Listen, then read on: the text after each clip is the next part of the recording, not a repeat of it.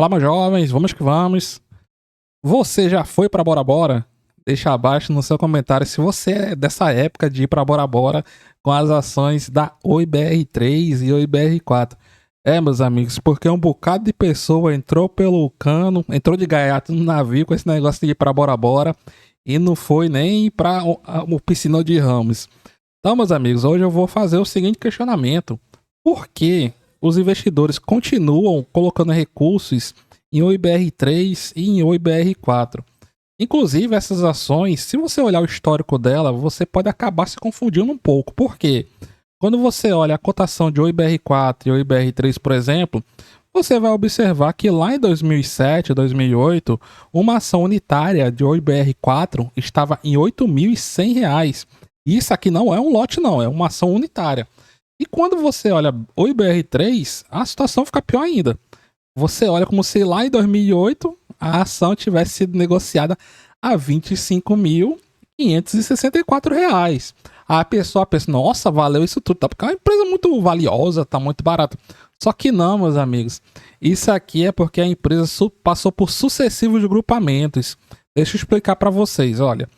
Se uma cotação está em 25 centavos antes de um grupamento, e essa empresa venha fazer, por exemplo, um grupamento de 10 para 1, 2 para 1, o que você tem que fazer aqui? Multiplicar por esse grupamento. Então, se fizer um grupamento de 10 para 1, você anda a vírgula, então aquele valor que era 25 centavos, você quando olhar no gráfico para trás, se você estiver olhando depois do grupamento, você vai ver a cotação como 2,50, mas ela não era negociada a 2,50. E se fizer um outro grupamento de 10 para 1, você vai ter dois grupamentos. Então você tem que multiplicar 10 vezes 10. E a cotação já não vai aparecer mais por 2,50. Você tem que multiplicar os 25 centavos por 100. Então esse 25 centavos ele não vai mais aparecer nem 25 centavos nem 2,50. Ele já vai aparecer como R$ 25, sendo que a ação nunca teve negociada a R$ 25. Era 25 centavos. Mesma coisa aqui. Essa cotação da Oi, ela na época era R$ 25,50. 50 uns quebradinhos. Aqui seria 56, mas não é, tem uns ajustezinhos. Então é R$ 25,50. Esse foi o valor real que as ações da Oi atingiram. E hoje, se fosse possível, né? Ela estaria negociada mais ou menos isso daqui, ó. Uma fração de centavo. Só que é impossível fazer isso. Sempre tem um grupamento e a ação nunca pode passar de 1 centavo. Então, essas cotações de OIBR3 e OIBR4 não condizem com a realidade, o que infelizmente acaba por iludir uma parte da população. Eu, pelo menos, acho que essa daí pode ser uma das explicações para as pessoas continuarem a insistir numa empresa na situação como é a Oi. A Oi, meus amigos, no final de 2026, 25, desculpem, já estamos indo para o final de 2026, vai fazer um ano no caso, ela teve decretado a sua falência. Por quê? Porque ela não conseguia honrar os seus compromissos. Claro que essa falência foi revertida pela justiça pouco tempo depois, devido à importância estratégica da companhia. Então, a Oi, ela tem uma importância estratégica? Com certeza, meus amigos, ninguém tira isso. Só que é uma importância que não é da Oi, é dos ativos que ela tem a gestão. E a empresa ela está num processo de recuperação judicial, o qual ela não consegue recuperar, tanto que ela está sob intervenção da administração da justiça. Por isso, esses ativos eles estão sendo vendidos, passada a gestão para outras companhias, para poder honrar os compromissos da Oi. Então não se atenham a isso, que a Oi é estratégica, a Oi é isso, a Oi é aquilo. Não é. O que é estratégico, o que são estratégicos, são os ativos que ela tem a gestão. E esses ativos podem ser facilmente geridos por outras empresas. E mesmo se a Oi ficar aqui com a administração de alguma coisa, não será a Oi como você conhece, será uma empresa muito menor, que é o que já, de fato já está acontecendo. Aquela Oi grande que as pessoas têm na cabeça ainda, dos anos 2000, não existe mais, mas há muito tempo, inclusive, que não existe mais. Tanto que a empresa, meus amigos, está numa situação tão ruim, está sob a gestão da justiça também, que ela não divulga os seus resultados desde junho de 2025. O seu último resultado divulgado foi o segundo trimestre de 2025. Para vocês terem ideia, Já tivemos empresas na bolsa que divulgaram o segundo trimestre de 2026. E a Oi não divulgou nem o terceiro de 2025. Mas aí, se você for olhar a empresa, fala, não, mas ela deu alguma previsão, né, de quando vai divulgar isso. Não, não. Ela tá adiando aí sucessivamente a divulgação dos seus resultados. Mas assim, o resultado, ele deveria ser importante justamente para a pessoa entender que ele não existe à toa. O resultado de uma empresa serve justamente para você avaliar a saúde financeira daquela companhia.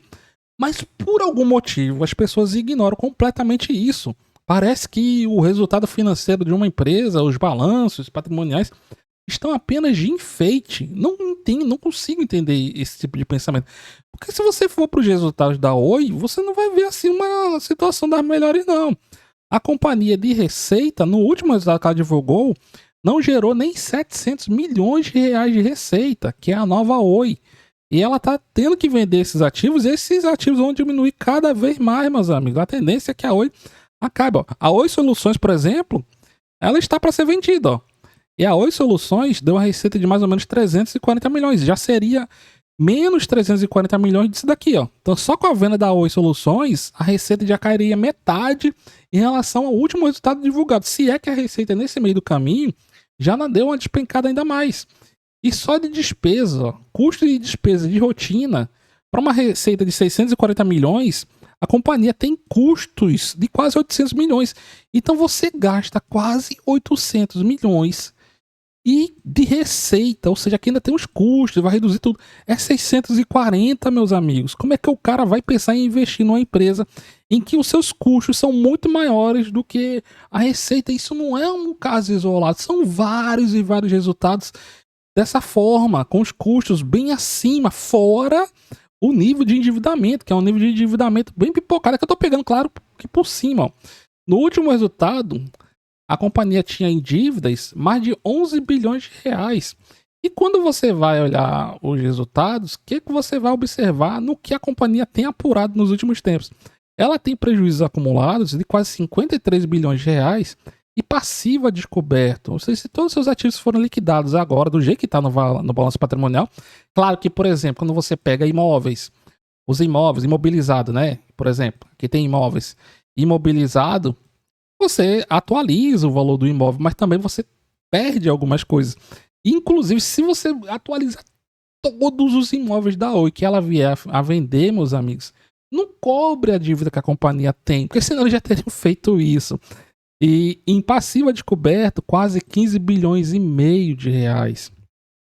E a empresa, meus amigos, desde o início de 2026, ela não está sendo negociada de forma contínua.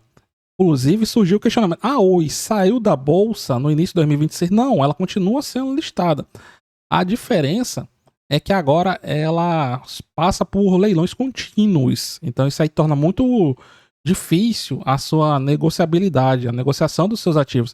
Inclusive, no último pregão, aqui eu não consigo nem aparece no gráfico quantas negociações foram feitas. Mas o último dia assim que teve mais negociação foi esse aqui, ó, 27/5.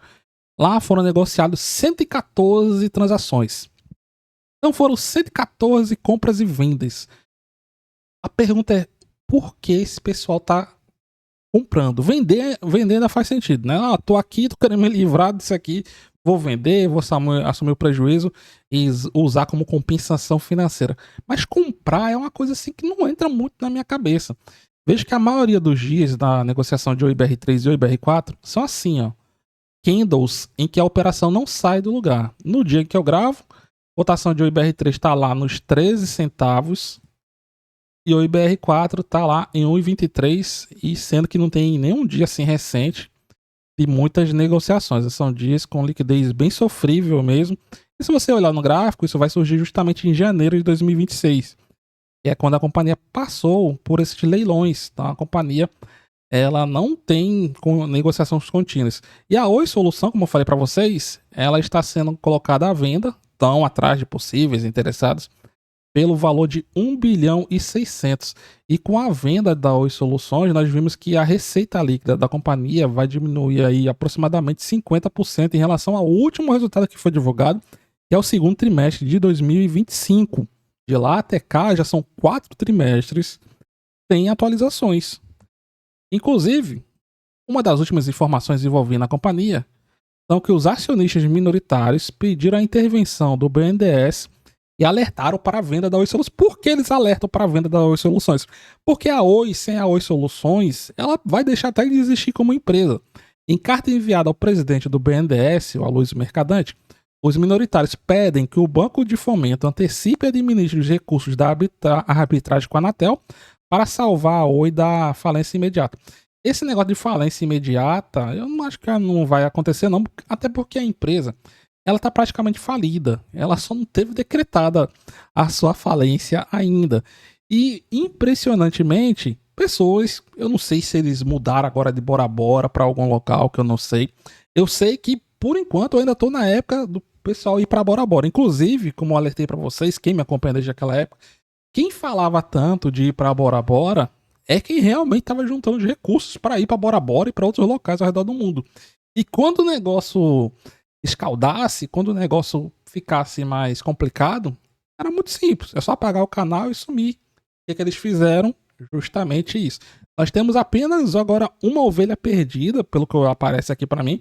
Mas mesmo assim, meus amigos, eu fico impressionado com a quantidade de pessoas que continuam com essa tara, tanta empresa boa na nossa bolsa de valores, tanta empresa lucrativa que distribui dividendos, e o pessoal insiste em se atolar cada vez mais na lama. E você, o que você acha? Deixe aí abaixo no seu comentário. Se você gostou, deixe seu like. Muito obrigado a todos, tudo de bom. Nos vemos nas cenas dos próximos capítulos e até mais, meus amigos.